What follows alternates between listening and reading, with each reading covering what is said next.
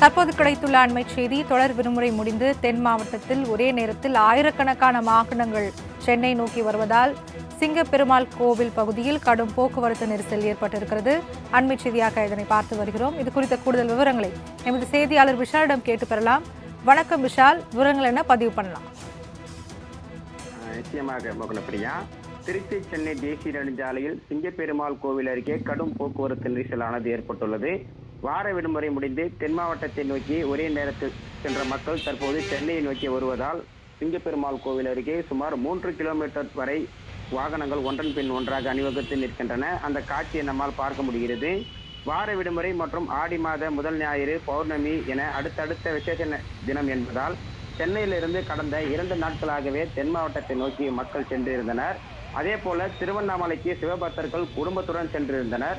தற்போது அனைவருமே ஒரே நேரத்தில் சென்னையை நோக்கி படையெடுத்து வருவதால் திருச்சி சென்னை தேசிய நெடுஞ்சாலையில் சிங்கப்பெருமாள் கோவில் அருகே அந்த கடும் போக்குவரத்து நெரிசலானது ஏற்பட்டுள்ளது.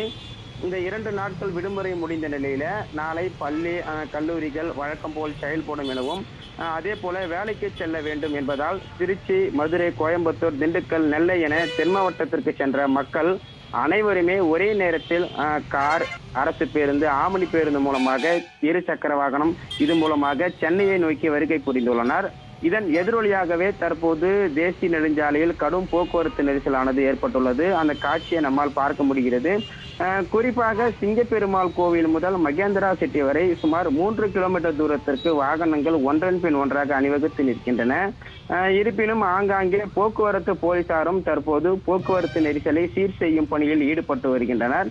இருப்பினும் இந்த திருச்சி சென்னை தேசிய நெடுஞ்சாலையில சிங்கப்பெருமாள் கோவில் முதல் மகேந்திரா சிட்டி வரை கடந்து செல்வதற்கு சுமார் 1 மணி நேரத்திற்கும் மேலாக வாகனங்கள் காத்திருந்து செல்ல வேண்டிய ஒரு சூழல் உருவாகி உள்ளது. மோகனப்பிரியா, விவரங்களுக்கு நன்றி துஷால்.